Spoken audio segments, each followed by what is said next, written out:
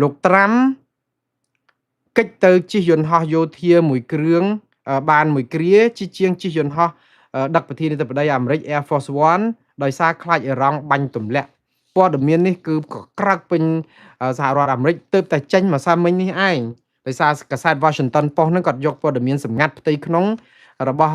ប្រធានាធិបតីអាមេរិកហ្នឹងយកមកផ្សាយព្រោះចាំឯងបងប្អូននៅខែកក្កដាដើមខែកក្កដាហ្នឹងគាត់ទៅធ្វើទស្សនកិច្ចនៅអឺរ៉ុបគឺប្រទេសទួរគីអង្ការ៉ាទៅនិយាយច្រើនណាស់តាក់ទងនឹងរឿងសេដ្ឋកិច្ចតាក់ទងនឹងរឿងសង្គ្រាមរឿងអីហ្នឹងផងក៏ប៉ុន្តែនៅពេលដែលធ្វើដំណើរហ្នឹងគឺគាត់ឡើងទៅលើយន្តហោះ Air Force One ដែលជាយន្តហោះប្រទេសមហាសេដ្ឋីព្រៀងកាតឲ្យអាមេរិកទេគាត់ជិះយន្តហោះដឹកប្រធានាធិបតីគាត់ជិះចូលទៅគាត់ឡើងចូលយន្តហោះដូចគាត់ឡើងទៅជិះធម្មតាក៏ប៉ុន្តែចេញតាមទ្វារក្រោយទៅជិះយន្តហោះយោធារបស់អាមេរិកតូចជាងនឹងវិញដើម្បីពង្រៀងដានព្រោះដោយសារតែគាត់ក្រុមខាងសារព័ត៌មាន Washington Post ហ្នឹងផ្សាយថាក្រុមការងារស៊ើបការសម្ងាត់របស់អាមេរិក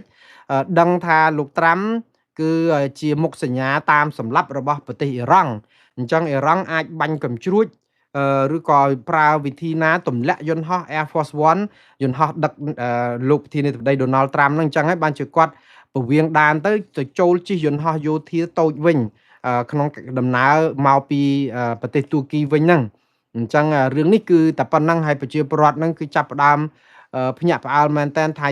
ក៏ប្រធានាធិបតីអាមេរិកក៏ខ្លាចអ៊ីរ៉ង់បាញ់ដែរក្រែង Air Force One យន្តហោះរបស់អាមេរិកនេះមានប្រព័ន្ធរ៉ាដាហើយមានយន្តហោះបដិញអាមេរិកអីនៅអមនៅអី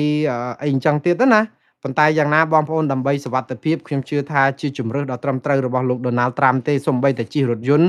ប្រធានាធិបតីឬអីហ្នឹងជាទូទៅហ្នឹងគឺពេលខ្លះហ្នឹងគឺឡានច្រើនហ្នឹងយើងមិនដឹងថាឡានមួយណាដឹកប្រធានាធិបតីឡានណាដឹកអ្នកដែលជាអង្គរៈទេព្រោះជាសុវត្ថិភាពគេដូរដោះអីអញ្ចឹងគេមានរឿងគេនឹងច្រើនណាស់ហើយវាមិនមានអីខុសឆ្គងគាត់ថាមនុស្សម្នាក់ចេះឆ្ងល់ថាហេតុអីក៏ខ្លាចអ៊ីរ៉ង់ដល់ថ្នាក់នេះនៅលើមេឃទៅព្រោះគេបាញ់កញ្ជ្រួចហ្នឹងមកត្រូវយន្តហោះហើយអាយន្តហោះបដិញហ្នឹងចាប់អត់តាន់ឬក៏អីមិនព្រោះមានប្រព័ន្ធចាប់កញ្ជ្រួចនៅលើអវកាសណាបើយើងហោះនៅលើដែនសមុទ្រអន្តរជាតិឯណានោះហ្នឹងដូច្នេះរឿងការដែលយកចិត្តទុកដាក់ដើម្បីសុវត្ថិភាពរបស់ប្រធានាធិបតីអាមេរិកនេះគឺជារឿងត្រឹមត្រូវខ្ញុំគិតថាគាត់ថាវាភ្ញាក់ផ្អើលនៅពេលដែលសារព័ត៌មាន Washington Post យកមកផ្សាយតែប៉ុណ្ណឹងស្ថាប័នមួយគេស្រាវជ្រាវវិស័យអប់រំនៅលើពិភពលោកគេហៅខ្ញុំដកស្រង់របាយការណ៍នេះ World Population Review នៅក្នុង World Population Review ហ្នឹងគឺគេចង់និយាយថាការពិនិត្យមើលប្រជាពលរដ្ឋរបាយប្រជាពលរដ្ឋនៅលើពិភពលោកដោយទាំងវិស័យអប់រំផងគេមានសន្ទុះវិស័យអប់រំនៅលើពិភពលោកអញ្ចឹងរបាយការណ៍នេះគាត់ចេញនៅថ្ងៃទី26ខែមីនាឆ្នាំ2025មួយឆ្នាំជាងហើយរកឃើញថាប្រទេសកម្ពុជាជាប់ចំណាត់ថ្នាក់បាតតារាងនៅក្នុងប្រទេសអាស៊ានទាំងអស់នេះទាំង11ហ្នឹងតាមពិតមិនដល់11ទេ10ទេដោយសារតែរបាយការណ៍នេះគេអត់អាចយកបានពីប្រទេសទីម៉័រខាងកើតអញ្ចឹងទៅក៏គេយកតែប្រទេស10សិនទៅហើយ10ហ្នឹងគឺយើងជាប់បាតតារាងហ្មងគុណភាពអប់រំរបស់យើងគឺលេខបើយើងលេខគឺចំណាត់ថ្នាក់លេខ10ព្រោះអីអាស៊ានមានតែ10ប្រទេសយើងជាប់លេខ10ហ្នឹងហ្មងលេខ1បានទៅសិង្ហបុរីលេខ2បានទៅប្រ៊ុយណេលេខ3បានទៅវៀតណាមឈរលំដាប់ថ្នាក់លេខ3នៃគុណភាពអប់រំគេល្អលេខ4ឥណ្ឌូនេស៊ីលេខ5ហ្វីលីពីនលេខ6ម៉ាឡេលេខ7ឡាវលេខ8ថៃហ្នឹងក៏អន់ណាស់ដែរធ្លាក់មកដល់លេខ8ភូមាលេខ9យើងបាតតារាងលេខ10នៅលើពិភពលោកហ្មងកម្រិតនៃវិស័យអប់រំយើងជាប់លេខ120នៅលើពិភពលោកក្នុងចំណោមប្រទេស200ជាងដែលគេស្រង់តួលេខនៃកម្រិតគុណភាពអប់រំរបស់យើងណាប្រហែលជាគេស្រង់តួលេខ203ប្រទេសយើងជាប់លេខ120គឺយើងចូលទៅក្នុងបាតតារាងណាបងប្អូនហេតុអីបានជាអញ្ចឹងតែយើងបន្ទោសមន្ត្រីអប់រំយើងមិនប្រឹងប្រែងឬក៏យ៉ាងម៉េចឃើញគាត់ប្រឹងប្រែងដែរបងប្អូនវិស័យអប់រំកម្ពុជាយើងចាប់ផ្ដើមរត់ត្រឹកនៅពេលដែលវិស័យអប់រំនៅលើពិភពលោកគេចាប់ផ្ដើមរត់លបឿនញក់ជើងណាបងប្អូនកាលមុនយើងដើរសម័យលោកអឹងហួតចាប់ផ្ដើមយើងរត់ត្រឹកមកដល់សម័យលោកហងជួននរុននៅរត់ត្រឹកតែគេរត់ដល់លបឿនតបាញ់ជើងយូរហើយ ហើយដល់អញ្ចឹងតើយើងរត់យ៉ាងម៉េចនឹងតាន់គេបងប្អូនព្រោះអីដំបូងយើងដើរគេរត់បាត់ហើយហ្នឹងដល់តែពេលយើងរត់ត្រឹកគេចាប់បានតបាញ់ជើងហើយហ្នឹងដល់តែពេលឥឡូវហ្នឹងគឺគេនៅតែញក់ខ្យល់ឥឡូវគេសឹងថាគេវឹកហាត់រាល់ថ្ងៃអញ្ចឹងយើងទៅអត់តាន់គេទេបងប្អូនវិស័យអប់រំយើងថវិកាវិស័យអប់រំយើងអត់បាន$1000 លានហ្នឹងក្នុងមួយឆ្នាំតើយើងទៅជួយយ៉ាងម៉េចពិសោធន៍ប្រាក់បៀវត្សមន្ត្រីរាជការគ្រូបង្រៀនអីហ្នឹងគឺហូបនៅតែមិនគ្រប់នៅតែលក់នំណែកលក់กระดาษបង្រៀនគួរបង្រៀនអីហ្នឹងដូច្នេះពិបាកហើយអាហ្នឹងវិស័យអប់រំយើងខ្សោយនៅក្នុងសាលារឿងមធ្យមទេងុំនៅពេលដែលកូនសិស្សចេញមកហើយអត់ការងារធ្វើដល់អញ្ចឹងទៅគាត់ចាប់ផ្ដើមអត់សូវមានណាគេហៅ motivation អត់មានការជំរុញទឹកចិត្តឲ្យខំរៀនខំប្រឹងអីទេព្រោះអីចេញមកអត់សូវបានការងារអីធ្វើអ្នកខ្លះរៀនចប់បានបញ្ញាទៅបុកលហុងអីអញ្ចឹងទៅឬក៏ទៅធ្វើការរោងចក្រអីអញ្ចឹងទៅបើមិនអញ្ចឹងទេទៅធ្វើការនៅកូរ៉េអញ្ចឹងបោចតកួនបោចអីទៅព្រោះអីអាចចំណេះជំនាញហ្នឹងយកមកប្រើមិនត្រូវឬក៏ប្រើត្រូវដែរតែបានលុយតិចពេកប្រាក់បៀវត្សប្រាក់អីហ្នឹងវាតិចតួចមិនអាចចិញ្ចឹមខ្លួនរស់ខ្ជិលរៀនបណ្ដោយព្រោះចាញ់គេបោចវល់ផងអញ្ចឹងអាហ្នឹងក៏វាធ្វើឲ្យវិស័យអប់រំយើងប្របាទតែក៏ប៉ុន្តែនៅពេលដែលយើងនៅបាតតារាងកោតសរសើរកម្ពុជាមួយដែរកម្រិតនៃការចេះអាននិងសរសេរក្នុងចំណោមប្រជាពលរដ្ឋខ្មែរមាន85%ដែរណាដូច្នេះមានថាតួលេខនេះក៏ខ្ពស់ដែរអ្នកដែលចេះអក្សរអញ្ចឹងខ្មែរយើងចេះអក្សរមានកម្រិតច្រើនបើប្រៀបធៀប20-30ឆ្នាំមុនអក្សរកម្មហ្នឹងអក្សរជនហ្នឹងអ្នកអត់ចេះអក្សរហ្នឹងច្រើនប៉ុន្តែឥឡូវនេះក្មេងៗជំនាន់ក្រោយដោយសារតែអប់រំគឺគេមានកាតព្វកិច្ចថាអាយុ6ឆ្នាំត្រូវចូលរៀនអញ្ចឹងមនុស្សជនជាតិខ្មែរយើង80%ចេះអក្សរវាជារឿងល្អប៉ុន្តែចេះអក្សរយើងចេះតែអានចេះសរសេរតែអត់ចេះបំណិនជីវិតអត់ចេះជំនាញអីអត់យកមកប្រើប្រាស់ក៏នៅតែពិបាកប្រកួតប្រជែងនៅទីផ្សារដែរព្រោះសម័យនេះចេះអក្សរមិនមែនប្រកាសថាយើងធ្វើការងារអីកើតទេទាល់តែចេះជំនាញនឹងទៀតហើយចេះជំនាញហ្នឹងគឺទាល់តែមានទីផ្សារការងារនឹងទៀតដូច្នេះរឿងនៅច្រើនទៀតណាស់បងប្អូនខ្ញុំស្លេះរឿងតាមប៉ុណ្ណឹងសិនចោះរឿងវិស័យអប់រំឥឡូវចូលដល់ព័ត៌មានបន្ថែមទៀតកម្ពុជាមិញជាប់បាតតារាងជាប្រទេសដែលមានវិស័យអប់រំខ្សោយជាងគេនៅអាស៊ីអាគ្នេយ៍ហើយនឹងនៅលើពិភពលោកក្នុងចំណោមប្រទេសជាច្រើនហ្នឹងក៏ប៉ុន្តែបើយើងនិយាយពីលេខវិញយើងជាប់បាតតារាងគុណភាពអប់រំប៉ុន្តែកម្ពុជានៅលើផុតគេក្បែរកពូលឯណោះវិញជាប់លេខខាងមានអក្រិតកម្មកើតឡើងច្រើនជាងគេទៅវិញណាអាលេខដែលគុណភាពល្អយើងទៅបាតតារាងដល់តែពេលអាក្រក់ស្រាប់តែយើងមកឡើងលេខ2វិញអញ្ចឹងសន្ទុះកម្ពុជាជាប់លេខ2ក្នុងតំបន់អាស៊ានជាប្រទេសមានអក្រិតកម្មកើតឡើងច្រើនជាងគេហើយរបាយការណ៍នេះចេញមកពិភពលោកគ្រាន់តែឃើញកម្ពុជាញាក់សាច់បាត់របាយការណ៍នេះក៏បានមកពីក្រុមមួយគេហៅថា Southeast Asia Crime Index ranking ដែលរៀបចំដោយអង្គការមួយឈ្មោះថា Numbeo ដែលគេរៀបរាប់អំពីអក្រិតកម្មដែលកើតឡើងនៅលើពិភពលោកប៉ុន្តែខ្ញុំដកស្រង់តែប្រទេសអាស៊ានទាំងប្រមាណនេះហើយប្រទេសអាស៊ាននេះគឺ1 2 3 4 5 6 7 8 9គេស្រង់ស្ថិតិតែ9ប្រទេសទេដោយសារតែប្រទេសឡាវនិងប្រទេសទីម៉ូខាងកើតហ្នឹងគឺគេអត់មានតួលេខគ្រប់គ្រាន់ដើម្បីនិយាយអំពីរឿងអក្រិតកម្មដែលកើតឡើងមានចំនួនប្រមាណដើម្បីយកមកដាក់គេនោះប៉ុន្តែដកពីនឹងចេញគឺកម្ពុជាឈរលំដាប់ថ្នាក់លេខ2ខ្ពស់ជាងគេជាប្រទេសដែលមានអក្រិតកម្មកើតឡើងច្រើនជាងគេបន្ទាប់ពីភូមាអញ្ចឹងភូមាលេខ1កម្ពុជាលេខ2ម៉ាឡេស៊ីក៏មានបទអក្រិតច្រើនដែរជាប់លេខ3ឥណ្ឌូនេស៊ីបទអក្រិត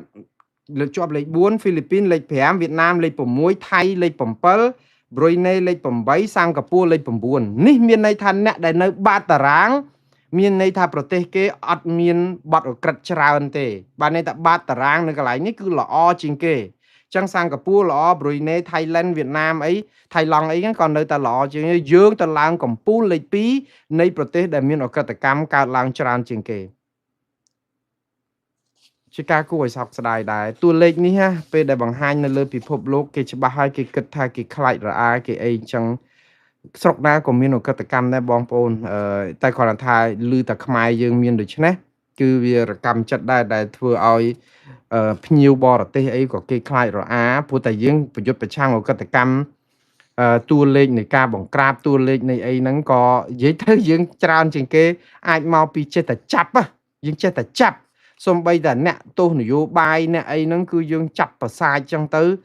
រំលាយគណៈបកនេះចាប់គេដាក់គុកគ្រាន់តែនិយាយអីលើបណ្ដាញសង្គមរិះគន់រដ្ឋាភិបាលអីបន្តិចបន្តួចចង់ចាប់ពាយចឹងទៅអាចចំនួននៃបទអូក្រិតហ្នឹងពួកមួយករណីគឺមួយករណីគឺគេកត់តែអញ្ចឹងតែវាច្រើននៅបើសិនជាបន្ថយអាហ្នឹងគឺអាចបទអូក្រិតហ្នឹងវាអាចថយដែរអញ្ចឹងអាហ្នឹងគឺជាវិញ្ញាសាឲ្យរដ្ឋាភិបាលគិតគូរដែរបើចង់ឲ្យតួលេខអក្រិតកម្មយើងថយគឺយើងកាត់បន្ថយការចាប់គេដាក់គុកទៅព្រោះអីតតឡាការកាត់ទោសគឺគេកត់ហើយមួយករណីកត់មួយករណីកត់អញ្ចឹងបាទឥឡូវខ្ញុំស្លេះរឿងនេះឥឡូវចូលដល់ព័ត៌មានបន្ទាប់តាក់ទងនឹងរឿងអតីតពិធីកទូរទស្សន៍បាយ័នដែលថាកម្ពុជាពុំមានជនជាតិវៀតណាមឥឡូវថាការឆបោកអនឡាញមិនប៉ះពាល់ដល់សេដ្ឋកិច្ចកម្ពុជាទេធ្វើឲ្យលោកអេរធីល្បីមួយសារទៀតចោះព្រោះអីគាត់ខានល្បីយូរដែរកាលមុនល្បីរឿងអាស្រូវលោកអេរធីគឺជាពិធីករទូរទស្សន៍បាយ័នរបស់កូនលោកហ៊ុនសែនទូរទស្សន៍បាយ័ននេះគឺបើតាមដឹងគឺជារបស់លោកស្រីហ៊ុនម៉ាណាហើយលោកអេរធីនេះគាត់ធ្លាប់នៅក្នុងបទសម្ភាសគាត់យូរហើយប្រហែលជាច្រើនឆ្នាំហើយមើលទៅដូច10ឆ្នាំជាងហើយបងប្អូនបើតាមខ្ញុំចាំកាលហ្នឹងខ្ញុំទៅតែមកស្រុកអាមេរិកបានប្រហែលទេឆ្នាំ2014ពី10ឆ្នាំហើយកាលហ្នឹងគាត់ទៅមានពិធីក្នុងទូរទស្សន៍គាត់សម្ភាសខ្មែរយើងដែលទៅពីស្រុកក្រៅនេះហើយគាត់សួរខ្មែរយើងស្ត្រីម្នាក់ហ្នឹងថាបងឯងដែលដឹងថាស្រុកយើងស្រុកភូមិបងឯងហ្នឹងមានយួនមានវៀតណាមអីចឹងដែរអត់ទេមកនឹងឃើញមានផ្លែកអីយួនពេញទឹកពេញដីអីចឹងទៅបងស្រីហ្នឹងក៏ថាអត់ដែលឃើញផងអីចឹងទៅហើយចឹងលោកអេរធីហ្នឹងក៏គាត់ថាហ្នឹងហើយស្រុកខ្ញុំភូមិខ្ញុំដើរគ្រប់ហើយ23ខេត្តក្រុងមិនដែលឃើញមានយួនមានអីទេហើយចេះតែថាយួនពេញទឹកពេញដីអីចឹងដើម្បីការពាររឿងគេនិយាយពីស្រុកខ្មែរមានយួនអាណានិគមយួនច្រើនមិនដឹងគាត់ទៅម្ដុំណាឆ្ងល់ដែរលោកអេរធីបើទៅតែច្បារអំពៅគ្រាន់តែចុះទៅហ្នឹងគឺដូចសៃហ្គនធូរទៅតាការីរុំនៅអាម្ដុំរោងកុនការីរុំផ្លូវមនីមិនមនីរេទេដូចជាផ្លេចបាត់ហើយនៅនឹងចេញមកយូរពេកអាផ្លូវទៅវិមានឯករាជ្យហ្នឹងចេញពីវិមានឯករាជ្យចាក់ត្រង់ទៅអូឡ িম্প ិកហ្នឹងទៅ start អូឡ িম্প ិកហ្នឹងมันមានកន្លែងមួយគេឈ្មោះនៅការីរុំនៅតំបន់ចិត្តតាកាច់ជ្រុងអាគារ42ជាន់សប្ងៃហ្នឹងអា8ចិនអីហ្នឹងសាលាផ្លេចទៀតហើយសាលាហ្នឹងនៅកាច់ជ្រុងហ្នឹងម្ដុំហ្នឹងការីរុំហ្នឹងទៅក្រោយហ្នឹងទៅមើលទៅយួនសុតសៃហ្គនធូដែរច្បារអំពៅចោះនៅកំពង់ឆ្នាំងនៅអាទលេសាបនៅអាចុងគ្នានៅអាអីហ្នឹងទៅឯណាហើយឥឡូវហ្នឹងជនជាតិយួនដែលនៅស្រុកខ្មែរហ្នឹងគេរកឃើញមានជាង1លាននាក់នៅពេលដែលលោកអេរធីថាអត់មានម្នាក់ហ្នឹងមិនដឹងគាត់មើលអីហើយចុះនិយាយទៅគេរិះគន់គាត់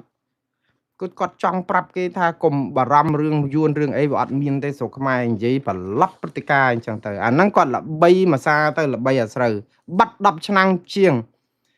ម៉ានថ្ងៃនេះគាត់ឡើងមកនិយាយម្ដងលើវេទិកាមួយគេហៅថាស្អីវេទិកាវឌ្ឍនភាពការងារប្រចាំឆមាសទី1ឆ្នាំ2021របស់ខេត្តស្វាយរៀងសប្តាហ៍លោកអេរធីគាត់ជាអភិបាលរងខេត្តស្វាយរៀងការងារគាត់ឡើងលឿនណាស់ដោយសារតែគាត់និយាយរឿងអត់យួនអត់អីអញ្ចឹងដូច្នេះគេពេញចិត្តច្រើនដែរជួយជាផ្នែកជាចំហដើម្បីបំបត្តិព័ត៌មានបន្លប់ព័ត៌មានហ្នឹងទៅ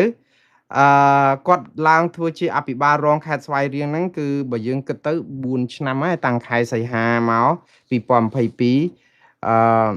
បាទហើយទៅគាត់និយាយចេះគាត់ថាអាការឆបោកអនឡាញហ្នឹងអត់មានប៉ះពាល់សេដ្ឋកិច្ចជាពិសេសនៅខេត្តស្វាយរៀងហ្នឹងអត់ប៉ះសោះដោយសារគាត់សំអាងទៅលើ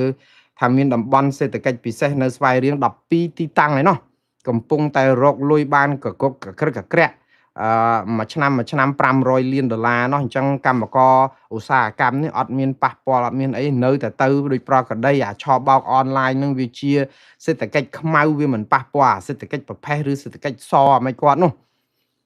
ហើយពេលដែលគាត់និយាយហ្នឹងគឺមន្ត្រីនៅរដ្ឋាភិបាលជួររដ្ឋាភិបាលហ្នឹងកំពុងតែបារម្ភពីរឿងអាឆបោកអនឡាញហ្នឹងដែលប៉ះពាល់ ដល់វិស័យស្អីគ្រប់ហេដ្ឋារចនាសម្ព័ន្ធហើយអ្នកដែលប៉ះពាល់ខ្លាំងជាងគេគឺគណៈបកប្រជាជនកម្ពុជាទេតាមពិតទៅព្រោះដោយសារតែអាចឆបោកអនឡាញហ្នឹងចង់មិនចង់វាអាចជួយជាការជួយទំនុកបំរុងដល់ការការពារលុយសម្រាប់មន្ត្រីដែលពុករលួយនៅក្នុងការកាងហ្នឹងយកទៅចោះមូលដ្ឋានដើម្បីឃោសនាឲ្យគណៈបកប្រជាជនកម្ពុជាដែរព្រោះអុកញ៉ាមហាមន្ត្រីដែលគេកាងអីហ្នឹងជួនកាលខ្ចាក់លុយខ្ចាក់អីទៅយើងអាចយកទៅជួយដើម្បីការងារឃោសនារបស់ឆ្នោតការងារចោះមូលដ្ឋានចែកអំណោយចែកកាដូអីទៅអ្នកណាទៅគ្រប់គ្រងលុយពួកគាត់បើសិនពួកអីតម្លាភាពអត់មាននេះដូច្នេះវាប៉ះពាល់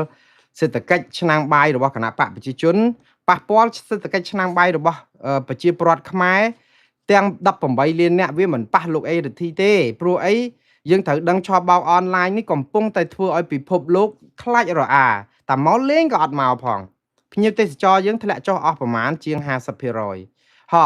តកតងនឹងសេដ្ឋកិច្ចយើងចុះពី7ជាងឥឡូវនៅសល់តែ 3% ទេហ่าឥឡូវវិនិយោគិនណាចង់ទៅរកស៊ីបើយើងអត់ទាន់ចាត់ការមេអុកញ៉ាធំក្រាក់ដូចលោកហ៊ុនតូលីយ៉ុងផាត់កុកអានអីដែលសុទ្ធតែជាមន្ត្រីជាន់ខ្ពស់ឬក៏ជាប់ខ្សែសារលោហិតរបស់លោកហ៊ុនសែនអីនៅក្នុងបញ្ជីខ្មៅរបស់រដ្ឋាភិបាលជាតិអាមេរិកតកតងនឹងការឆបោកអនឡាញហើយអាមេរិកកំពុងរឹបអូសទ្រព្យសម្បត្តិលោកចិនស៊ីបាន$15,000 លានហើយផ្ដាច់ញ៉ាទៅកម្ចាត់តើអ្នកណាទៅហ៊ានរកស៊ីនៅស្រុកយើងសេដ្ឋកិច្ចស្រុកយើងបើយើងមានបញ្ហារាល់ថ្ងៃនេះកម្ពុជានៅមានសង្វាក់ផលិតកម្មរោងចក្រកាត់ដេរហ្នឹងគឺដោយសារតែយកនាំអាផលិតផលហ្នឹងយកមកលក់នៅក្នុងទីផ្សារអាមេរិកដែលគេធ្លាប់ឲ្យអនុគ្រោះពន្ធឲ្យអីខ្លះដើម្បីកុំឲ្យដាច់ខ្យល់កម្មករខ្មែរទេដោយសារតែគេចង់ជួយកម្មករឆ្នាំងបាយយើងកុំឲ្យស្លាប់តែបើស្ថានភាពសិទ្ធិមនុស្សប្រជាធិបតេយ្យយើងហ្នឹងគឺ GSP ហ្នឹងក៏ឃ្លីងឃ្លោងដែរសូម្បីតែEBA ក៏គេដក 20% ហើយអាចនឹងដកច្រើនជាងនឹងទៀតផងព្រោះយើងអត់កែអាហ្នឹងដូច្នេះយើងប៉ះពាល់គ្រប់ហេដ្ឋារចនាសម្ព័ន្ធតែលោកអេរិទ្ធីគាត់ប្រកែប្រឡប់ដោយថាមន្ត្រីរាជការគាត់ដូចលោកហ៊ុនសែនអីលោកហ៊ុនម៉ាណែតអីកន្លងទៅគាត់ធ្លាប់និយាយដើម្បីស្អំចិត្តប្រជាពលរដ្ឋនេះគឺជានយោបាយប្រជាពិធនយោបាយប្រជាពិធជាទូទៅគឺនៅពេលដែលរាជកំពុងពិបាកខ្លាំងលោកហ៊ុនសែនអីអញ្ចឹងគាត់និយាយថាកុំភ័យយើងមានមាស30គីឡូជាងឯណាទុកតម្កល់នៅណាអញ្ចឹងទៅដើម្បីអីអូកុំភ័យយើងប្រមូលពុនច្រើនណាពុនខ្ជាក់គាត់មកយកតួលេខនៃការប្រមូលពុនមកអីអញ្ចឹងទៅដើម្បីប្រាប់ប្រជាពលរដ្ឋកុំភ័យជឿជាក់លើគណៈបកប្រជាជនកម្ពុជាឬរដ្ឋាភិបាលទៅអត់ដួលទៅណាទេព្រោះអីយើងនៅមានមាសយើងនៅមានពុនអីអញ្ចឹងទៅប៉ុន្តែអាតួលេខភ្ញៀវធ្លាក់ចុះអាសេដ្ឋកិច្ចយើងធ្លាក់ចុះមានវិបត្តិមានអីហ្នឹងគឺគាត់ធីបចោលទាំងអស់វាជាការល្អហើយដើម្បីកុំឲ្យប្រជាពលរដ្ឋបះបោរំជើបរំជួលក៏ប៉ុន្តែជាការមិនស្មោះត្រង់មិនហ៊ានប្រាប់ការពិតព្រោះខ្លាចប្រជាពលរដ្ឋបាក់ទឹកចិត្តអស់ជំនឿលើគណៈបកប្រជាជនកម្ពុជាប៉ុន្តែប្រើសារដូចខ្មែរក្រហមសារខ្មែរក្រហមគឺអាខ្មាំងយួនសម្រាប់ភូមិនេះងាប់គោក្របីរាប់សិបរាប់អីក្បាលតែភូមិអត់ដែលមានគោមានក្របីអីម៉ានចាប់និយាយពីចាប់ដាក់ចាប់សម្រាប់អីចឹងអស់ហើយដល់ពេលហើយពេលដែលទៅមើលមែនតើអត់មានមនុស្សភូមិហ្នឹងអត់មានមនុស្សដល់ចំនួនហ្នឹងចឹងដើម្បីអីស្អំចិត្តទៅហ៊ានខ្មែរក្រហមដែលកំពុងកាន់កភ្លើងហ្នឹងឲ្យជឿថាមាគ៌ារបស់បកនេះគឺមហាភ្លឺស្វាងលូតផ្លោះអស់ចាទៅណាក៏ខ្ទេចខ្ទីដែរសត្រូវគឺយើងមិនបាក់បបយើងមិនខ្លោបខ្លាចយើងមិនចាញ់ប្រឹងប្រយុទ្ធតទៅទៀតតែដល់ពេលចុងក្រោយរងកច្រកឆ្នាំងអត់បានផងខ្វះរហូតប៉ុន្តែនិយាយពីអួតអាហ្នឹងគឺជាយុទ្ធសាស្ត្រខ្មែរក្រហមប៉ុន្តែណាហើយចោះគាត់និយាយទៅតាមពិតគាត់និយាយក៏មិនជាខុសអីប្រហែលដែរព្រោះនៅខេត្តស្វាយរៀងហ្នឹងគឺមានតំបន់ពាណិជ្ជកម្មពិសេសសេដ្ឋកិច្ចពិសេសហ្នឹង12កន្លែងហ្នឹងគឺផលិតអីដើម្បីនាំចេញមកខាងក្រៅហ្នឹងកម្មករហ្នឹងគឺអត់ប៉ះពាល់មែនប៉ុន្តែជាទូទៅនៅទូទាំងប្រទេសគឺយើងប៉ះពាល់បាទឥឡូវមានលោកម្នាក់លោកសេងវ៉ាន់លីគាត់សរសេរសារនៅលើបណ្ដាញសង្គម Facebook តបទៅលោកអេងរិទ្ធីគាត់សួរដែលអភិបាលរងខេត្តស្វាយរៀងគាត់សួរចេះយកខួរក្បាលឬយកអ្វីមកគិតគាត់ថាការអះអាងការឆបោកតាមអនឡាញមិនប៉ះពាល់សេដ្ឋកិច្ចនេះគឺជាទស្សនៈយល់ខុសធ្ងន់មែនតើបើប្រៀបធៀបដូចជាការការពារអក្រិតជនដូច្នេះដែរលោកថាប្រាក់ពីការឆបោកនិងចាប់ជំរិតមិនមែនជាការអភិវឌ្ឍសេដ្ឋកិច្ចពិតប្រាកដទេប៉ុន្តែជាលុយកខ្វក់ដែលហូរចូលតែចូលទៅក្នុងតកបោបក្រុមអក្រិតជនមួយក្តាប់តូចហើយថែមទាំងបំផ្លាញ ឆ្នាំងបាយរបស់ប្រជាពលរដ្ឋទូទៅទៀតផងលោកបន្តថាអក្រិតកម្មនេះបានបំផ្លាញវិស័យទេសចរបំភ័យភ្ញៀវទេសចរបណ្ដេញវិនិយោគិនស្អាតស្អំចេញពីកម្ពុជាការបាត់បង់កេរ្តិ៍ឈ្មោះនៅទំនុកចិត្តពីអន្តរជាតិនេះមិនមែនជារឿងត្រូវមើលស្រាលនោះទេលោកថាវាបំផ្លាញឱកាសអភិវឌ្ឍវែងឆ្ងាយនិងបង្កភាពរញ៉េរញ៉ៃដល់ស្ថិរភាពជាតិយើងផងលោកបន្តទៀតថាការទម្លាក់តម្លៃផលប៉ះពាល់មកត្រឹមការស្អុយឈ្មោះបង្ហាញពីកម្រិតយល់ដឹងនៅទុនខ្សោយណាស់និងជាយុទ្ធសាស្ត្របំភាន់សាធារណមតិយ៉ាងមានគ្រោះថ្នាក់ទៅទៀតដើម្បីឲ្យមហាជនមើលរំលងឬគល់នៃបញ្ហានិងទទួលយកអំពើល្មើសធ្វើជាប្រភពចំណូលធម្មតាចុងក្រោយលោកបន្ថែមថាអាកប្បកិរិយានេះស្មើនឹងការបង្កើតលេសបិទបាំងលំហូរសាច់ប្រាក់ងងឹតឲ្យជនអក្រិតការបំពុលស្មារតីសាធារណជនឲ្យមើលរំលងបាត់ល្មើសឆ្លងដែននឹងធ្វើឲ្យសង្គមបាត់បង់ម្ចាស់ការលើការរិះគន់ជំរុញអំពើពុករលួយនិងបំផ្លាញគោលការណ៍នីតិរដ្ឋទាំងស្រុងបាទលើបន្តទៅទៀតបងប្អូនកុំនៅជាប់ផងនឹងហ្នឹងតកតងនឹងរឿងម្ចាស់ហាងលក់ទូរស័ព្ទអនឡាញមួយកន្លែងសុំទោសក្រោយជេរប្រមាថអតិថិជនដែលជាកងទ័ពតែពលរដ្ឋនៅតែមិនអស់ចិត្តខ្ញុំសរសើរម្ចាស់ហាងទូរស័ព្ទដៃនេះដែលទីបំផុតគាត់សុខចិត្តលើកដៃសំពះសុំទោសទាហានយើងនៅទិសប្រាសាទតាមាន់ធំដែលទិញទូរស័ព្ទ Oppo គាត់បោះចិនមួយគ្រឿងតម្លៃដូចជា$100មិនដឹងទេប៉ុន្តែយកទៅប្រើអត់បានទិញអនឡាញនោះណាហើយផ្ញើទៅឲ្យគាត់វិញដើម្បីសុំឲ្យសម្របសម្រួលអីអញ្ចឹងទៅក៏ប៉ុន្តែគាត់មួម៉ៅក្តៅកាហាយមិនជេរបតិចផ្ដាសាដល់ទាហានរូបនេះទាំងម្ដាយកាយឪពុកមើលងាយព្រោះអីទាហាននៅជួរមុខរូបនេះគាត់ប្រាប់ថាគាត់ខំធ្វើទាហានការពារអ្នកទាំងអស់គ្នាហេតុអីក៏មិនជួយការពារអាភាពអយុត្តិធម៌នៃទូរស័ព្ទដែលទិញយកទៅប្រើអត់បានហ្នឹងហើយយកមកឲ្យអត់ព្រមដោះស្រាយឲ្យគាត់អីអញ្ចឹងស្ត្រីហ្នឹងជេរបចោលគាត់ថាអ្នកណាប្រើអីណាបើមិនចង់ទៅការពារទាហានអីមិនការពារស្អីទៅធ្វើស្អីក៏បានដែរគ្មានអ្នកណាប្រើអ្នកណាស្អីអញ្ចឹងទៅវាវែងឆ្ងាយទៀតតែបងប្អូនរឿងហ្នឹងចេះខ្ញុំកោតសរសើរស្ត្រីរូបនេះដែលហ៊ានចេញសុំទោសឲ្យខ្លីខ្លឹមសុំទោសកំហុសឆ្គងនេះមិនគួរណាកើតមានឲ្យលែងឲ្យមានកើតមានអត់មានប៉ុន្តែខ្ញុំសូមសរសើរគាត់តែខ្ញុំនឹងបញ្យល់ថាហេតុអីបានប្រជាពលរដ្ឋនៅតែមិនអស់ចិត្តស្ត្រីរូបនេះឈ្មោះចិន្តាសវណ្ណីគាត់ជាម្ចាស់ហាង Mr. 8 Gaming Gaming បើគឺជាម្ចាស់ហាងលក់ទូរស័ព្ទដៃអនឡាញដែលមែនតែនទៅគាត់មិនមែនមានហាងតែមួយទេគាត់មានហាងច្រើនកន្លែងដែរហើយសារនេះគឺគាត់បង្ហាញមកនេះប្រហែលមកពីដោយសារតែទាហាននៅជួរមុខដែលឬគាត់ជេរនៅក្នុងសារជាសំឡេងហ្នឹងគាត់យកមកចាក់ផ្សាយជាសាធារណៈព្រោះគាត់ចង់ឲ្យឃើញអំពីម្ចាស់ហាងរឿងអត់តាក់ទងនឹងទាហានទេក៏ប៉ុន្តែឥឡូវនេះទាហានជួរមុខនេះគាត់ចាប់ផ្ដើមធ្វើខ្លួនជាជនរងគ្រោះក្នុងនាមជាទាហានជួរមុខដើម្បីដាក់ឥទ្ធិពលឲ្យម្ចាស់ហាងនេះដោះស្រាយបញ្ហាទីបំផុតគឺគាត់អត់អាចជៀសផុតពីការសុំទោសហើយនឹងដោះស្រាយបញ្ហាឥឡូវហ្នឹងឮសូរតែជូនទូរស័ព្ទនឹងមួយគ្រឿងអត់យកលុយហើយថែមលុយដូចជា20,000រៀល200,000រៀលហ្នឹងប្រហែលជា$50អីឯណាទៅទៀតអានេះបើតាមដែលឃើញនៅក្នុងបណ្ដាញសង្គមហ្នឹងវាជាចេតនាល្អហើយដឹងកំហុសជួសជុលទៅកុំល្អិលចាប់ដូចតុងដូចលោកហងជួននរុនព្រោះធម្មតាមនុស្សយើងវាតែងមានការខុសឆ្លោះឆ្លួយអីសុំទោសហើយបន្តប៉ុន្តែកុំប៉ុន្តែណាគឺទៅហើយចប់ប៉ុណ្ណឹងបានហើយទុកឲ្យប្រជាពលរដ្ឋគេវិនិច្ឆ័យអីទៀតទៅគឺសុំទោសប៉ុណ្ណឹងបានអត់បកស្រាយវែងឆ្ងាយអីទៀតទេតែអាសាជេហ្នឹងគាត់ជេរមុតមែនតើខ្ញុំមិននឹកស្មានថាខ្មែរយើងអសិលធម៌អគុណធម៌ស្ទើរតែគ្រប់គ្នាសូម្បីតែម្ចាស់ហាងរកស៊ីបងប្អូនសាក់សម័យទៅមើលគាត់អ្នករកស៊ីគាត់លក់ដូររបស់ហើយអតិថិជនមានបញ្ហាគាត់ជេរបចោគេឡើងថាមុតស្រួចមែនតើចោះយើងសាកគិតមើលតើម្ចាស់ហាងដតីទៀតឬក៏អ្នកដតីទៀតតើហេតុអីបានជាខ្មែរយើងធ្លាក់សិលធម៌ទាបដល់ថ្នាក់នេះបងប្អូនយើងសាកគិតមើលដោយសារតែអំពើពាលាបាត់ផ្សារជេរបចោគេជាទូទៅហើយហ្នឹងដូចហូបបាយហើយហ្នឹង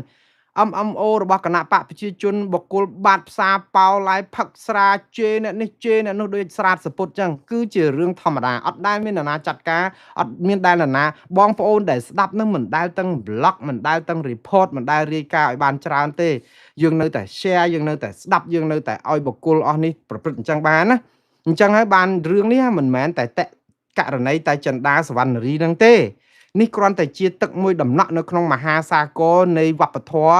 ដ៏ស្មោកគ្រោកដ៏កក្រិចរបស់កម្ពុជានឹងវាធ្លាក់ចុះដល់កម្រិត0ហើយដែលខ្ញុំនិយាយហ្នឹងគឺវា0ដោយសារអីចបៃត្រតាមគ្នាទៅលែងស្គាល់សិលធម៌លែងស្គាល់សុជីវធម៌លែងស្គាល់អីអស់ហើយព្រោះស្ដាប់បើកមកជួនកាលចាស់អស់សក់ពីក្បាលអីកន្លែងណាមកហ្នឹងគឺថាសឹងតែចូលអាយុ78ហើយហ្នឹងក៏អត់មានដែលមកអប់រំណែនាំមនុស្សឲ្យនិយាយអំពីសិលធម៌គុណធម៌ជេរបច្ចោអះអាភិសបាតផ្សារពេញបណ្ដាញសង្គមទាំងចាស់ទាំងក្មេងទាំងអស់នេះឯងហើយថាយើងថារះក៏រះទៅបើមន្ត្រីខ្មែរវិញលោកហ៊ុនសែនវិញបើកមាត់វិញអាមឹងហែងជេរពាក្យនឹងស្អីក៏មានដែររាប់ឆ្នាំហើយ40ឆ្នាំហើយអត់ដែលនេះទេអត់ដែលបាត់មកពាក្យទេដល់អញ្ចឹងទៅវាធ្វើឲ្យសង្គមយើងវាវល់អញ្ចឹងករណីនេះគឺគ្រាន់តែជាទឹកមួយដំណក់នៅក្នុងមហាសាគរដ៏ធំធេងនៃបញ្ហាសង្គមដ៏ចាក់ស្រេះរបស់ខ្មែរយើងទេអញ្ចឹងដើម្បីដោះស្រាយបញ្ហានេះខ្ញុំកោតសរសើរដដែលថាចិន្តាសវណ្ណរីដែលម្ចាស់ហាងហ្នឹងគាត់មានភាពក្លាហានគ្រប់គ្រាន់ក៏ប៉ុន្តែភាពក្លាហានរបស់គាត់នេះណាក៏ដោយសាររងសម្ពាធដោយសាររឿងនេះរឿងយកទៅហ៊ានមកបាំងបងប្អូនត្រូវដឹងថាម៉ោងនេះអ្នកណាម្នាក់ក៏វិរៈកងទ័ពដែរវិរៈកងទ័ពយើងហ្នឹងគឺយើងទៅមើលអ្នកខ្លះអត់ថ្មិញទេបងប្អូនណាអត់មានថ្មិញហូបបាយទេសុទ្ធតែសរសើរវិរៈកងទ័ពអត់យកចិត្តទុកដាក់គាត់ទេគឺសរសើរឲ្យស្លាប់ហ្មង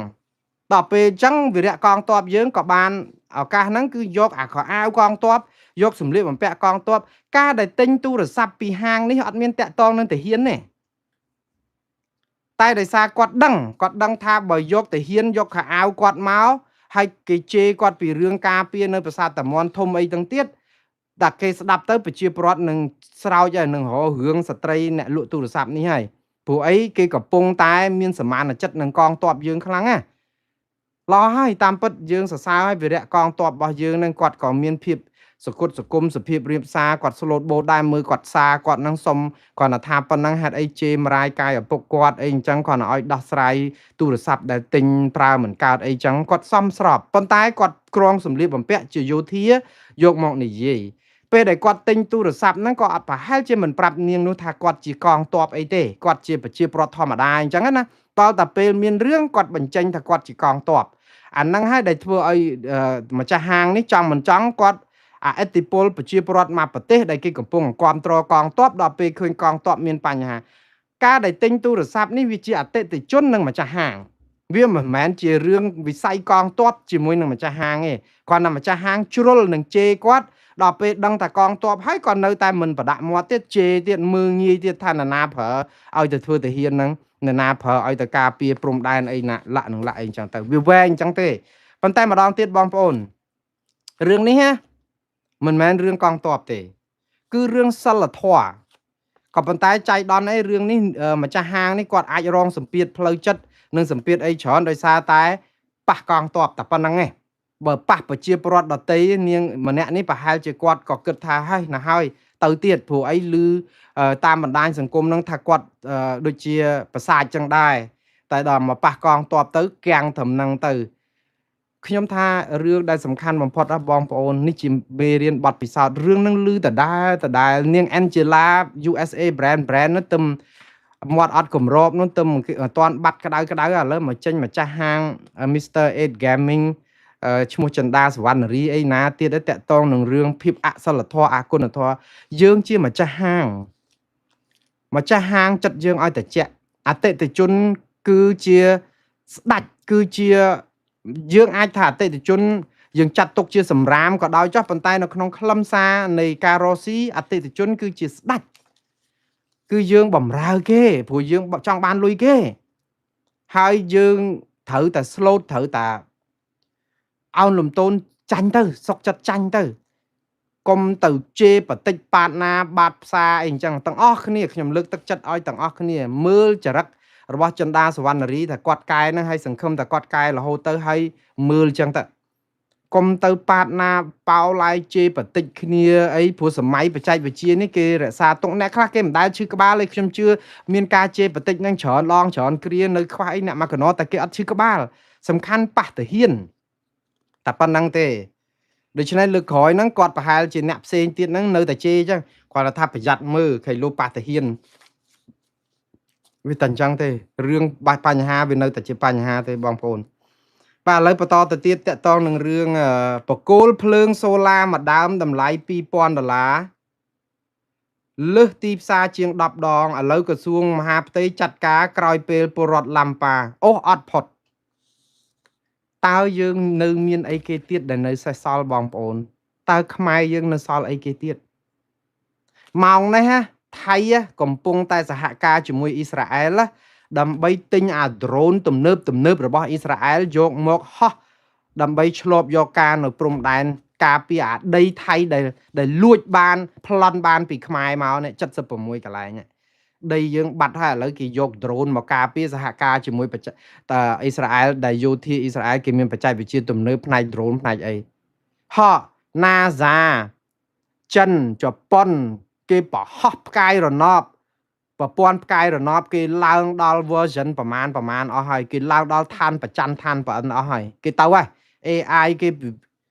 យើងមកនាំគ្នាជាប់ផុងអូសអត់ទៅផុតរឿងបកគោលភ្លើងមួយដើមតម្លៃ$8លានឬក៏$2000អត់អូសផុតសោះបែកខ្ទិះ MMO ទៅអ្នកណានោះជេរបចោគ្នាអ្នកកាត់រូប AI ផងអីផងនិយាយមួយថ្ងៃហើយមួយថ្ងៃទៀតរឿងបកគោលភ្លើងនៅភូមិមួយនៅកំពង់ឆ្នាំងថាវាថ្លៃហួសហេតុពេកវាកັບកេងវាមានការពុករលួយអីឡាក់នឹងឡាក់រហូតដល់ក្រសួងមហាផ្ទៃឃើញក៏ចោះទៅចេញសេចក្តីប្រកាសរបស់គាត់តែយើងនៅសល់អីទៀតបងប្អូនបកគោលភ្លើងមួយ$8លានយើងជជែកគ្នាបាច់ខ្ទិះពេញបណ្ដាញសង្គមនេះបង្ហាញឲ្យឃើញអំពីអំពើពុករលួយនឹងវាចាក់ស្រេះពេញតែមកនិយាយទៅចូលដល់ចុងកាត់មាត់ញោកព្រោះអ្វីដែលកើតឡើងហ្នឹងគឺបងប្អូនដឹងកើតឡើងនៅណាទេនៅខេត្តណានៅខេត្តដែលមានគម្រោងហ្នឹងគម្រោងគេដេញថ្លៃបានហើយតាអូខេឥឡូវខ្ញុំអានព័ត៌មាននេះឲ្យបងប្អូនស្ដាប់វាសឹងថាមិនចង់យកមកផ្សាយប៉ុន្តែរឿងហ្នឹងវារកម្មចិត្តពេកអាបកគោលសូឡាដែលគេដាក់នៅស្រុកមួយគឺគេហៅថាឃុំទឹកហូតស្រុករលាផ្អៀខេត្តកំពង់ឆ្នាំងល្បីហើយមេឃុំទឹកហូតហ្នឹងព្រោះកាលពេលគាត់ដាក់ឲ្យដេញថ្លៃចេះនៅក្នុងខែ5ខែឧសភាឆ្នាំ2025 26ហ្នឹងទៅ8ខែហ្នឹង3ខែមុនហ្នឹងគេដាក់ឲ្យដេញថ្លៃធ្វើគម្រោងសាងសង់មួយគឺគេហៅកិច្ចសន្យាសាងសង់របស់ក្រុមប្រឹក្សាគុំសង្កាត់គេហ្នឹងគេដេញថ្លៃទៅមានក្រុមហ៊ុនច្រើនណាគេដាក់ដេញថ្លៃដូច6 7មិនដឹងទេគម្រោងហ្នឹងគឺមិនមែនសង់ដាក់តែបកគោលសូឡាហ្នឹងទេគឺគេធ្វើចាក់គ្រោះក្រហមចាក់អីធ្វើផ្លូវលំធ្វើអីផងហើយអ្នកផ្សេងទៀតគេដាក់សុទ្ធតែប្រមាណ100លានរៀលជាងអីចឹង100លានរៀលជាងហ្នឹងគឺប្រហែលជា$20,000ជាងបងប្អូនប៉ុន្តែមានក្រុមហ៊ុនមួយហ្នឹងគេដាក់ដេញថ្លៃតា66លានរៀលទេ66លានរៀលជិត67លានហ្នឹងវាប្រមាណតែ$16,000ហ្នឹងគម្រោងណាតែនៅក្នុង$16,000ហ្នឹងគេដាក់បកគោលសូឡា3ដើមនៅក្នុងបកគោលសូឡា3ដើមហ្នឹងគឺមួយដើមតម្លៃ8លានរៀលគឺស្មើនឹង$2,000 3ដើមហ្នឹងគឺ$6,000វាត្រូវជា24លានរៀលហើយអាបកគោលសូឡាដែលដាក់នៅក្នុងគម្រោងដែលគេដេញថ្លៃហើយព្រមឲ្យយកគម្រោងដែលធូរថ្លៃជាងគម្រោងដទៃហ្នឹងអាបកគោល3ដើមហ្នឹងបើមួយដើមមែនតែនដែលក្នុងគម្រោងនេះដាក់$2,000អ្នកលក់សូឡាដែលគេដាក់ទៅស្អាតប្រហាក់ប្រហែលគ្នាមានអីហ្នឹងមួយដើមតែ$110ហ្នឹងហើយនេះដាក់ដល់$2,000អញ្ចឹងលើសអាទីផ្សារដល់ទៅជាង10ដងបានន័យថាបើទិញនៅទីផ្សារលុយ$2,000នេះទិញបានបកគោលជិត20បកគោល បើលុយនេះត្រូវទិញបកគោលបានដល់60បកគោលតែដល់ពេលគម្រោងទិញបានតែ3បកគោលវាអាចយកទៅសង់ណាយកអាថ្លៃតម្លើងថ្លៃអីហ្នឹងវាអាចថាបកគោលមួយអាច2 300ចុះបើ2 300ក៏នៅតែមិនដល់$2000ប្រជាពលរដ្ឋឡូឡាឡំប៉ាទៅបានក្រសួងមហាផ្ទៃគេចេញរបាយការណ៍ស្រាវជ្រាវគេមួយគេចោះទៅមើលជាមួយគាត់ថាម៉េចរបាយការណ៍របស់ក្រសួងមហាផ្ទៃខ្ញុំអានឲ្យបងប្អូនស្ដាប់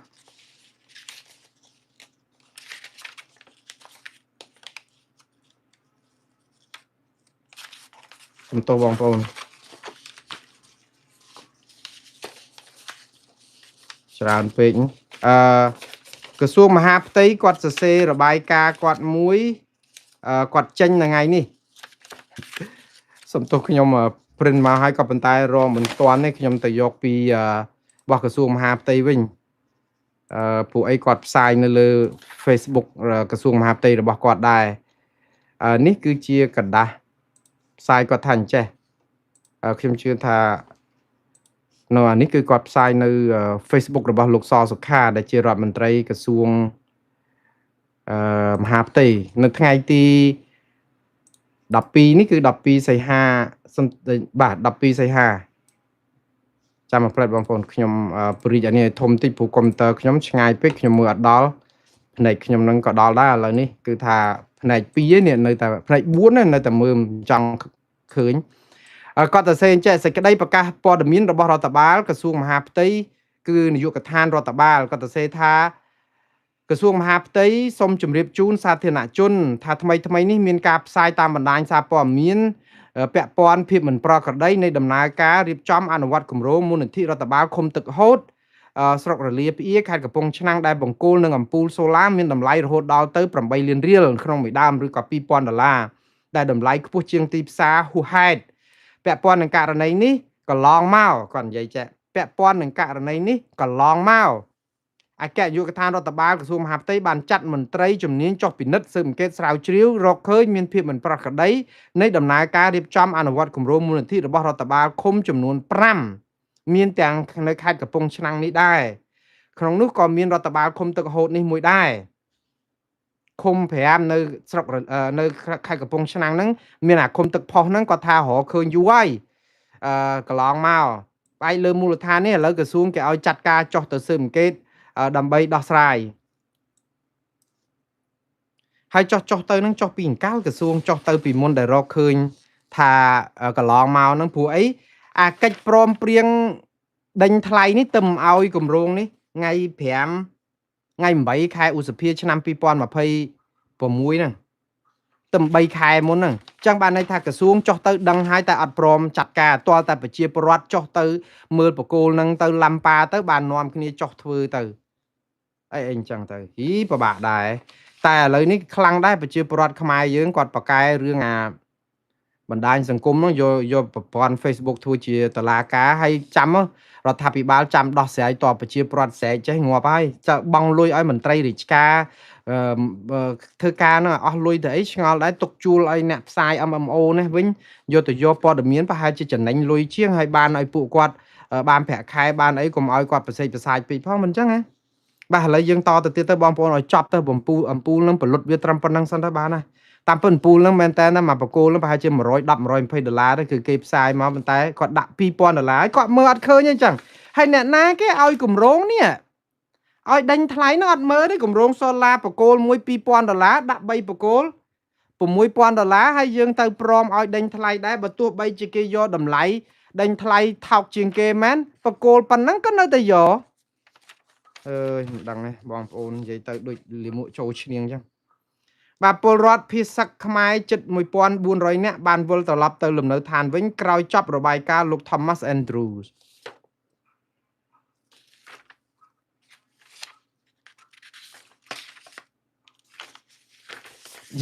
រឿងនេះខ្ញុំសប្បាយចិត្តដែរបងប្អូនព្រោះអីកាលលោក Thomas Andrews មុនទៅស្រុកខ្មែរអ្នករាយការណ៍ពិសេសអង្គការសហប្រជាជាតិប្រចាំនៅកម្ពុជាមុនទៅស្រុកខ្មែរថ្ងៃ17ខែកក្កដាគាត់មុនទៅស្រុកខ្មែរគាត់ត្រូវទៅពីអាទិត្យពីមុនមក8ខែ7ខែហ្នឹងគឺមួយថ្ងៃ200 300 500 200 300 500វិលទៅស្រុកបានរហូត ជូនទៅជនភៀសសឹកហ្នឹងនៅតែទៅមលោះទៅដល់ថ្ងៃ17 3ថ្ងៃមុនលោក Thomas Andrew ចូលទៅស្រុកខ្មែរឈប់ហ្មងគឺតែម្នាក់ក៏អត់ដែរមួយថ្ងៃក៏អត់ដែរគឺអត់មានអាចទៅបានទេគឺទាល់តែលោក Thomas Andrew ហ្នឹងទៅមើលអាជំរំជនភៀសសឹកខ្ញុំថាពេលលោក Thomas Andrew មកគួរតែទៅឲ្យបានច្រើនទេព្រោះកក់ក្ដៅអត់ទេគឺអត់បានទៅម្នាក់សោះ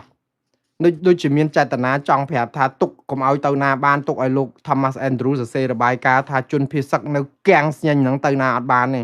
ដោយសារថៃហាមគាត់មិនឲ្យចូលល្អហើយអញ្ចឹងលោក Thomas Andrew សរសេរចឹងមែនថាជនភៀសសឹក 281 នាក់នៅជាប់គាំងអត់បានទៅលំនៅឋានវិញទៅអស់ជាង 6 សែនអ្នកអីក៏ដោយតែនៅសល់ប៉ុណ្ណឹងរំលោភសិទ្ធិមនុស្សរំលោភអីចឹងទូងឯងធ្លុះស្គរសម្រាប់លើពិភពលោកថៃនឹងក៏តវ៉ាប្រសាចតតែពេលលោក Thomas Andrew សេរបាយការណ៍គាត់ចាប់ថ្ងៃ31 ខែសីហាកក្កដាចាប់ពីដើមខែសីហាមកទៅវិញបានទៀតហើយចាំមើលខ្ញុំប្រាប់ខែសីហាថ្ងៃ8 540នាក់ភ្លាមមួយថ្ងៃទៅបាន540នាក់ខែសីហាថ្ងៃ9 312នាក់ខែសីហាថ្ងៃ10 55នាក់ខែសីហាថ្ងៃ11ម្សិលមិញ279នាក់ថ្ងៃ12នេះខែសីហាដែរនេះ181នាក់អញ្ចឹងសរុបទៅអ្នកដែលទៅផ្ទះវិញគ្រាន់តែចាប់របាយការណ៍លោក Thomas Andrew ដែលគាំងអត់ទៅបានម្នាក់សោះហ្នឹងគឺទៅបាន1000អ្នក1000ជិត1400 1367នាក់សំណួរសួរទៅចេះថាហេតុអីបានជាជនភៀសសឹកយើងអត់អាចទៅផ្ទះបានតើថៃពេលដែលលោក Thomas Andrew មកថៃគាត់អត់ឲ្យចូលហើយយើងទៅអត់បានសោះហើយស្រាប់ដល់ពេលឥឡូវលោក Andrew សរសេររបាយការណ៍ផុតស្រាប់តែថៃអនុញ្ញាតឲ្យចូលវិញទៅអាច1300នាក់ទៅវិញបានអានេះគឺជាសំណួរមិនដឹងមានចម្លើយទេគាត់ថាណាហើយខ្ញុំសប្បាយចិត្តដែលមានអ្នកដែលភៀសសឹកវិលទៅវិញបានជាបដាលើសល់តែ18914នាក់ទៀតទេបាទសូមបួងសួងឲ្យពួកគាត់បានវិលទៅលំនៅឋានបានគ្រប់គ្នាព្រោះអីគ្មានទីណាមានភាពសុខដុមរមនាជាងដីយើងផ្ទះយើងកន្លែងដែលយើងធ្លាប់រស់នៅទេបាទឥឡូវបន្តទៅទៀតបងប្អូនតកតងនឹងពលរដ្ឋខ្មែរក្នុងស្រុកត្អូញត្អែថាខ្មែរអាភ័ព្វណាស់សូម្បីតែស្ដាប់ព័ត៌មានមួងណារ៉េតក៏លួចស្ដាប់ដែរហើយ share អីហ្នឹងក៏អត់ហ៊ានដែរអូអីក៏កំសត់មកម្លេះលោកឲ្យលោកខ្ញុំស្ដាប់ទៅចង់ស្រក់ទឹកភ្នែកយូរទៅដូចសម័យខ្មែរក្រហមលួចស្ដាប់មេគ្រូក្នុងមុងស្ដាប់វិទ្យុក្នុងមុងតែមិនអីទេបងប្អូនshare មិនបានស្អីមិនបានលួចស្ដាប់អីហ្នឹងក៏វាធ្វើម៉េចមកពីបងប្អូនខ្លាចការធ្វើឲ្យបងប្អូនបាក់ស្បាតអស់ព្រោះអីអ្នកទាំងអស់នោះចាត់ទុកថាវិទ្យុដែលនិយាយអំពីការពិតនៅក្នុងសង្គមគឺរដ្ឋាភិបាលគេមិនចូលចិត្តទេព្រោះគ្រាន់តែនិយាយសារអីនៅលើ Facebook លោកនីណាគ្រាន់តែនិយាយយកពាក់ម៉ាស់ពាក់ឲ្យមន់អីណានោះចាប់គ្នាដាក់គុកអត់ប្រហែលឆ្នាំមកអីអញ្ចឹងនិយាយទៅដល់អញ្ចឹងគ្នាវាបាក់ស្បាតណាបងប្អូនហើយការដែលធ្វើឲ្យបាក់ស្បាតនេះគឺធ្វើឲ្យប្រទេសកម្ពុជានឹងជួបវិបត្តិធំទៅថ្ងៃអនាគតជាពិសេសគឺប្រជាពលរដ្ឋបាក់ស្បាតមិនអាចជួយកិច្ចការប្រទេសជាតិនេះបានរីចម្រើនទេខ្ញុំនឹងយកអត្ថបទមួយតាក់ទងបញ្ហាជំងឺចិត្តសាស្ត្រដែលធ្វើឲ្យប្រជាពលរដ្ឋក្រិនខួរក្បាលនៅក្នុងសង្គមខ្មែរនឹងយកមកនិយាយថ្ងៃណាមួយអំពីផលវិបាកនៃការធ្វើឲ្យប្រជាពលរដ្ឋបាក់ស្បាតទាំងកន្លែងធ្វើការទាំងក្នុងជួររដ្ឋាភិបាលទាំងក្នុងគ្រួសារដើម្បីពន្យល់ថាតើការដែលដឹកនាំរដ្ឋឬដឹកនាំគ្រួសារឬក៏សង្គមបែបនេះអ្វីជាមហន្តរាយហើយគួរកែយ៉ាងម៉េចនេះគឺខ្ញុំនឹងយកមកពន្យល់នៅពេលឆាប់ខាងមុខនេះបាទប៉ុន្តែខ្ញុំសូមស្លេះប៉ុណ្ណេះហើយបងប្អូនដែល share ស្អីអត្ថបទឬក៏វីដេអូមួងណារ៉េតអីដែលខ្លាចគេនេះហ្នឹងមិនអីទេស្ដាប់ស្ងាត់ខ្លួនឯងសិនទៅយកជាចំណេះដឹងកុំឲ្យគេធ្វើបាបខ្ញុំមិនទូមិនអីបងប្អូនមិនคลิก like មិនคลิก share មិនคลิกអីហ្នឹងមិនអីទេខ្ញុំយល់បងប្អូននៅស្រុកក្រៅអត់អីបងប្អូននៅស្រុកខ្មែរគាត់ពិបាកហ្នឹងហើយសង្គមដែលមានសេរីភាពពេញទំហឹងដែលជាកោះសន្តិភាពកោះដែលមានសេរីភាពរបស់យើងនោះណាឥឡូវបន្តទៅទៀតបងប្អូនតាក់ទងនឹងសាលាឧទ្ធរឯនោះបដិសេធសំណើនៅក្រៅឃុំរបស់អ្នកសារព័ត៌មានពលរដ្ឋជាស្ត្រីម្នាក់របាយការណ៍នេះគឺបានមកពីអង្គការលីកាដូនៅមូលដ្ឋានទេដែលគាត់រាយការណ៍មកថានៅរសៀលថ្ងៃនេះគឺសាលាគឺសភាស៊ើបសួរសាលាឧទ្ធររាជធានីភ្នំពេញបានបដិសេធសំណើសុំនៅក្រៅឃុំរបស់កញ្ញាហ៊ឹមមុំបាទដែលត្រូវបានគេស្គាល់ថាឈ្មោះខែមស្រីមុំ ដែលជាអ្នកសារព័ត៌មានប្រជាពលរដ្ឋនិងជាអ្នកសកម្មក្នុងកិច្ចការងារសង្គមម្នាក់ដែរត្រូវបានអាជ្ញាធរចាប់ខ្លួនកាលពីខែឧសភាឆ្នាំ2026ហើយត្រូវបានសាលាដំបងរាជធានីភ្នំពេញចោទប្រកាន់ពីបទញុះញង់និងប្រមាថហើយការចោទប្រកាន់ទាំងនេះគឺធ្វើឡើងក្រោយពេលដែលកញ្ញារូបនេះបានបង្ហោះសារចែករំលែកនៅលើបណ្ដាញសង្គមពីជុំវិញបញ្ហាព្រំដែនកម្ពុជាថៃនិងបញ្ហាសង្គមឃើញទេយើងគ្រាន់តែចែករំលែកអញ្ចឹងដល់ពេលខ្ញុំនិយាយបញ្ហាសង្គមព្រំដែនថៃបងប្អូនបាក់ស្បាតអត់ហ៊ានចែកដែរព្រោះអីគេនៅហ្នឹងគេចាប់ដាក់គុកអញ្ចឹងបំភ័យអញ្ចឹងស្រីមុំត្រូវបានគេស្គាល់ថាជាស្ត្រីមួយរូបដែលបានចូលរួមយ៉ាងសកម្មការពារសិទ្ធិមនុស្សសិទ្ធិបញ្ចេញមតិនិងចូលរួមកិច្ចការងារការពារបរិស្ថានការងារសង្គមជាច្រើនជាមួយនឹងសកម្មជនបរិស្ថានអ្នកការពារសិទ្ធិមនុស្សនិងអង្គការសង្គមស៊ីវិលដែរករណីនេះគឺកើតឡើងតាក់ទងនឹងស្តៀងគ្នានេះកាលពីខែមិថុនាឆ្នាំ2026សភាស៊ើបសួរសាលាធររាជធានីភ្នំពេញក៏បដិសេធសំណើនៅក្រៅឃុំរបស់លោកជាវុធីដែលជាអ្នកសារព័ត៌មានពលរដ្ឋនិងជាអតីតប្រសង់ដែលត្រូវបានចាប់ខ្លួនកាលពីខែមេសាឆ្នាំ2026និងត្រូវបានសាលាដំបងរាជធានីភ្នំពេញចោទប្រកាន់ពីបទញុះញង់ដែរព្រះអង្គបានរិះគន់រឿងបញ្ហាព្រំដែនកម្ពុជាថៃនិងជនភៀសសឹកនៅតាមបណ្ដាញសង្គម Facebook បាទសប្តាហ៍ថ្ងៃនេះគឺគេបញ្ជូនស្រីមុំទៅឃុំខ្លួនដោះសន្ននៅមន្ទីរអប់រំកែប្រែ2ព្រៃសរអូខេ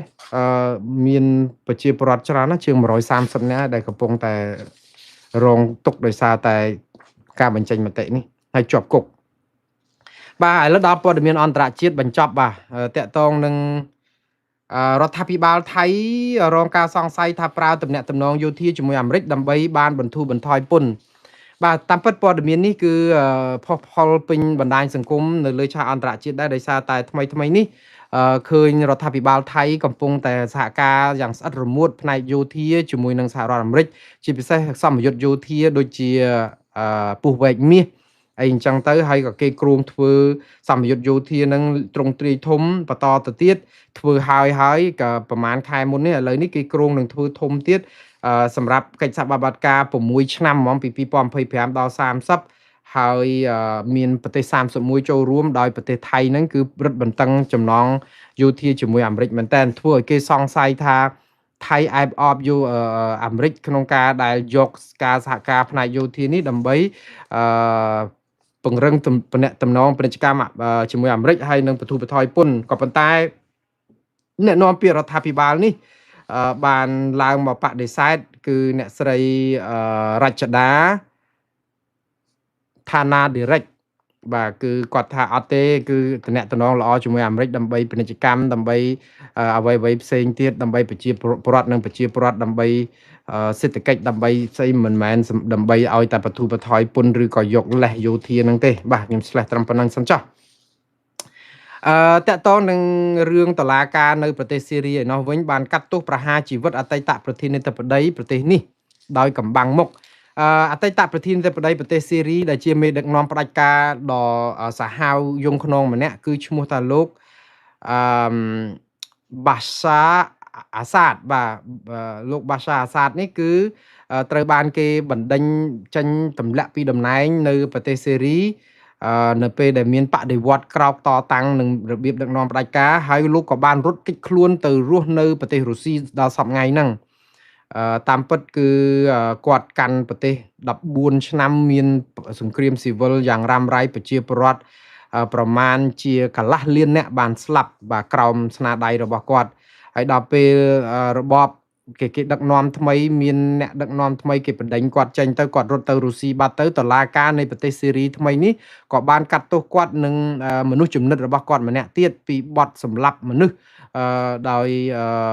សាហាវព្រៃផ្សៃយងខ្នងហ្នឹងឥឡូវទោសនេះគឺប្រហារជីវិតទាំងពីរតែម្ដងគ្រាន់តែថាកាត់កំបាំងមុខទេដោយសារតែលោកបាសាអាសាតហ្នឹងក៏អត់នៅក្នុងប្រទេសស៊ីរីទេព្រោះគាត់នៅប្រទេសរុស្ស៊ីតែបើមកចូលស៊ីរីដឹងគេព្យួរកហើយបាទអញ្ចឹងសូមស្លេះរឿងនេះត្រឹមប៉ុណ្ណេះឥឡូវចូលដល់ព័ត៌មានបញ្ចប់ចុងក្រោយគឺតកតងនឹង